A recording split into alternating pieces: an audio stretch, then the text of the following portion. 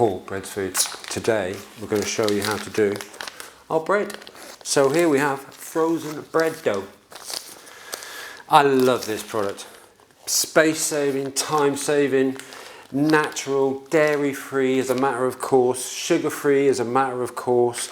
It's just absolutely fantastic. Here we have olive bread, all natural ingredients. Unfortunately, I can't tell you how to do it and then freeze it. It's quite a long process.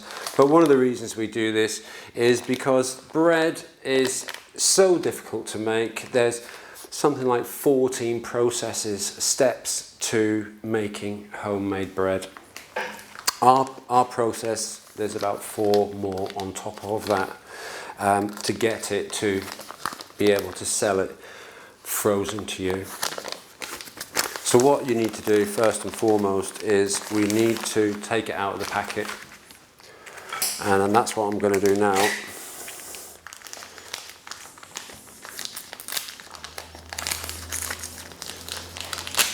So the beauty of this product is you can do what you want to do with this. If you want rolls, not a problem.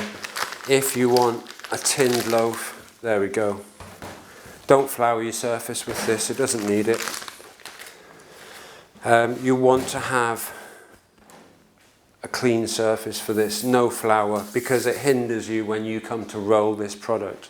So what we need here is we need some scales. I've got some scales right here. So we've got some scales. I'm going to turn those on. We have a loaf tin. So this is a 2-pound loaf tin. And what you would do with this dough is there's 500 grams in this dough. And this will do 2 loaf tins. So that will make 2 of these large size loaves. Works out olive bread about £1.10 a loaf. I mean, the price is just absolutely ridiculous. It's fantastic. Once again, like I said earlier, it's also dairy free and it's sugar free. It's made with olive oil and it's made with a reasonably good quality olive. We can change that olive for you. If you wanted to have a high grade Tunisian olive in there, for instance, then we can source that olive for you and we can put it into the bread for you. So we can do a select batch for your restaurant specifically so that it's bespoke to you.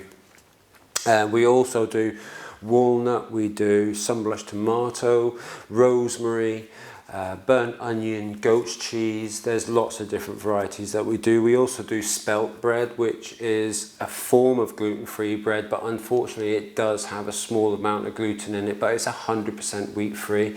As I have a wheat intolerance, that's why I do eat that product. I find it's very, very good for a fresh homemade product. We don't do gluten-free bread. Like I said, it's very, very difficult to make. There's a lot of process, there's a lot of ingredients, so it would be too expensive for us to really go there. When we get a bit bigger, then we might look at seeing if we can put that out at a reasonable price to you, and if we can beat the better the quality that's on the shelf at the moment. But I personally, if I'm going to buy bread off the shelf, I buy Genius's multi-seed bread. It's absolutely lovely, and I'm sure they won't have a problem with me recommending it to you. So what I'm going to do with this is we're going to do several things with it. We can do it like this, so we can just roll it over like this quite easily, put it on a baking tray, like so. Put that on a baking tray, little bit of baking parchment on it, little bit of flour underneath it. We'd sprinkle a little bit of flour over the top like so, and then we would then cover it with some cling film, just like that on a baking tray. If I was in a kitchen, professional kitchen, I wouldn't cover it in the cling film. I'd have water, I'd have a water spray there, and with the water spray I would just spray it just to stop it from drying out. Once it dries, it can't prove, and obviously we need this bread to prove so you can get that nice lovely light texture. And I'd also recommend that you allow it to prove not double as you might think that it is. I'd take it that little bit further so that it's at least 2.5 to 3 times its size than when it went on to the, so I'd want this to come up at least 3 times its size to what it is now before I'd actually cook that. You'll find that you get a nicer flavour and you won't get a stodgy bottom on the bottom of your bread, which will happen if it's not proofed correctly. So what we're going to do now is we're going to turn these into rolls. So we have a pastry cutter here, and it depends on the size of your roll really. I mean, we can cut this into 100 grams, so that they come in 500 grams. You'd get 5 rolls. That's 5 rolls for £1.10. It's just silly to be talking that kind of money. It's just such a fantastic price for this product. So then we just throw it on the scale. So pardon me, why have we got the scales? Because we want all the rolls to be roughly the same size. So if we say it's 90 grams, 90 grams, and then we've got 130 grams, we'll just take some off of there until we get to 90 grams. And then we've got 90 grams. And then we have a bit more on there, and we can make another one that's just under 90 grams. So how would we do this? So what you can do is you just gently manipulate this product around in the center. I don't know if you can zoom in here and just have a quick look at what I'm trying to do here. Is we're going to now we're gently folding it over with the fingers. And then once you have it all tucked in like this, then you need to put it into the palm of your hand like so. And we're just rolling it around. Let me move these out of the way. We're just rolling it around. Look, we're just rolling it in my hand. And you're just putting a slight amount of pressure on there. And you'll see that once it's just nice and gentle, you can see it moving my fingers away. That's how gently I'm doing this. And there we go, look. One roll ready to go on a tray. And then what you would do is, once again, the same as the big one, you just a little bit of flour on top. It looks better when you cook it as well. It's got a little bit of flour on there. It just gives it that nice little professional look and finished look on. I just find it nice and rustic. So yeah, just all you need to do is just manipulate the bread into a roll.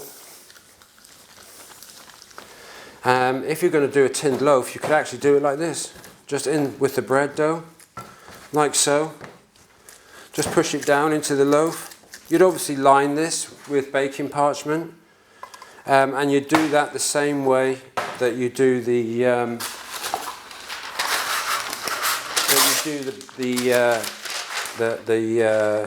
tarts and the way that you do the chocolate brownie. So I'm just going to quickly show you here how to do that. So on the 4 edges again, so we cut on the 4 edges, or the 4 corners should I say.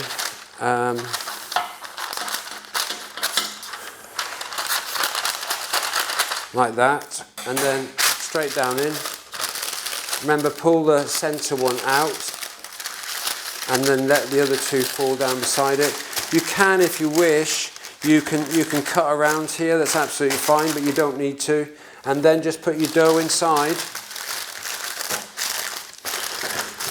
like so, and then you can cover that with a cloth, or you can cover it with cling film. Once you've taken it off, then sprinkle that with a little bit of flour once it's come up, and that will rise all the way up here. Like I say, you want it at least 3 times, so it's going to give you a nice, beautiful, soft loaf. And something else what we can do with the bread is we can make a baguette. So what we can do is, first and foremost, we can roll her up like so.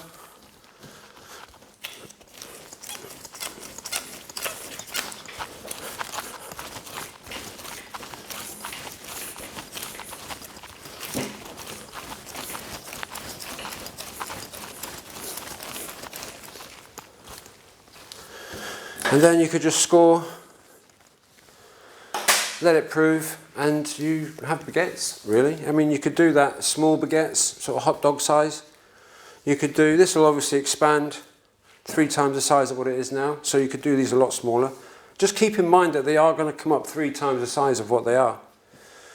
And then you've got beautiful, healthy, homemade bread. You can leave these in the kitchen. You could do these in the morning. You could take the product out of the freezer the night before, put it in the fridge, which is what we highly recommend. Put it in the fridge overnight to defrost. Take it out in the morning, make your tinned loaf, or you could make your rolls or your baguettes. You can leave it whole and just put the whole thing onto a baking tray. Go out, do your shopping, come back 3 or 4 hours later. Hopefully you've got a nice warm kitchen, and you can then stick them in the oven, cook them off, and you've got beautiful fresh rolls. Something else that we do, sorry for going off camera, is when you've made the product, so this is what we have here, is we have a roll, and this is the size that a 90-gram roll would come up to, would be roughly this size. And what I do is I cook them off. I normally take these samples to clients and let them taste the product that's been frozen. So we make them fresh. If you don't use them all, then you can freeze them down. So all I do is quite simple. What they do in a restaurant, in your kitchen, you'll, just to protect them slightly, you'll roll it in some cling film. So that's been in there, like that, in the freezer, finished. When I need it, I take it out. I can now let that defrost, warm it in the oven, and I've got an exceptionally good fresh roll, which is obviously saving me more time. You can also, you can cut these up, sprinkle them with olive oil, put them in a foil sheet on a foil sheet of paper, and then screw that up into a bag and then put them in the oven for 5 or 10 minutes, and they will come out absolutely beautiful, especially finish them with a little bit of Celtic sea salt, which I highly recommend also. It's just fantastic. And like I say, we do many different varieties of flavours. Having them all together, the continental bread selection is just absolutely fantastic, especially in a restaurant. Your customers will absolutely love it. And as a homemade product, your guests would absolutely love this. And that's our bread. Any questions, please come back to us at info@bredsfoodsltd.co.uk, and we'll get back to you straight away. But hopefully this will resolve any problems that you might encounter. Thank you.